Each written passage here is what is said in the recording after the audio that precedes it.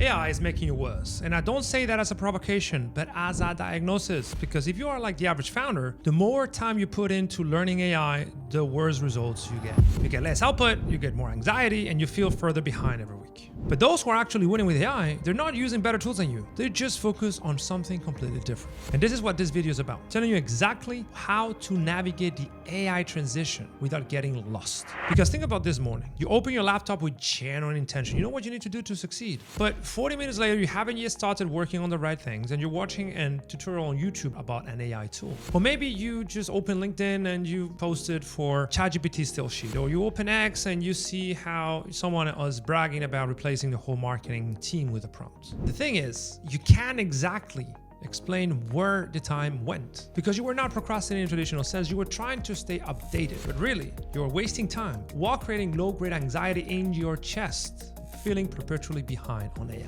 And traditionally, research always told us that noticed workers like you and I would waste 2 to 4 hours every day to procrastination. But now with AI, I would reckon that is in the 6 to 8 hours every single day. You're basically not doing much in any given day. And that's not because you don't know what to do, it's because your nervous system is absolutely cooked from the AI. And that's because of 3 problems. The first problem is cognitive. And the research here is unambiguous. We've always known that the more options we consider, the worse our choices. In fact, there's specific research that increasing 6 to 24 options on any given decision provokes a 90% decline on decision quality. That means that if you spend your day using ChatGPT for writing, Claude is the best for thinking, Gemini for research, Midjourney for visuals, whatever, you're literally accumulating so much choice overload that your brain literally cannot navigate it. And over time, it just wastes its cognitive energy on futile choosing. That's why the important work, the core emails, the outreach, the things you know you need to do ends up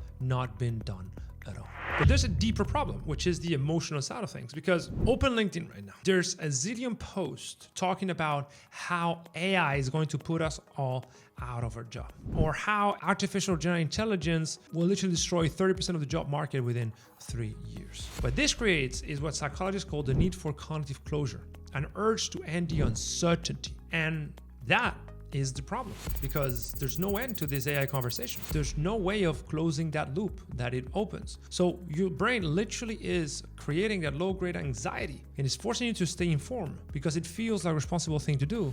But really what you're doing is trying to manage the discomfort, not knowing what is going to happen. You need to close that loop that you shouldn't have started in the first way. And that is what's creating the anxiety. But there's even a deeper problem, which is the biological, the cortisol that comes from being permanently wired with AI. Even mild, uncontrollable stress degrades your ability to think clearly. And if the conversation is constantly switching between different AIs and LLMs and how everything is going to just being gutted because of artificial intelligence, that anxiety is perpetually impairing your ability to think clearly. And your nervous system is stuck in fight or flight. And if you don't train your nervous system, that loop does not break on its own. AI is not bad by itself. It's just a multiplier. But multiplier do not discriminate. So if you are clear, focused, and consistent, and then you decide to use a very specific LLM, let's say it's Claude, for a very specific value proposition, then you are absolutely going to crush it. But if you're not clear on where you're going, you can't focus consistently, if you can't get the right things done,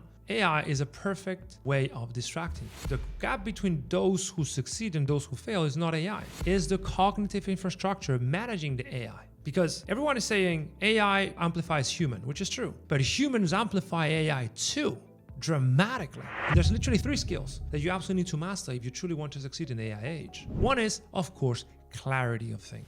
Gloria Mark's research tells us that it takes about 33 minutes to recover after an interruption, which means that if you're not clear on how you're using Claude or ChatGPT, you're literally wasting your attention. And as things get fuzzier as you scale, you end up destroying your ability to think clearly. The second, of course, is deep focus. The more you get distracted, the more you multitask, the harder it becomes to stay focused on what matters. Depth compound and breadth fragments. And the third is consistent execution.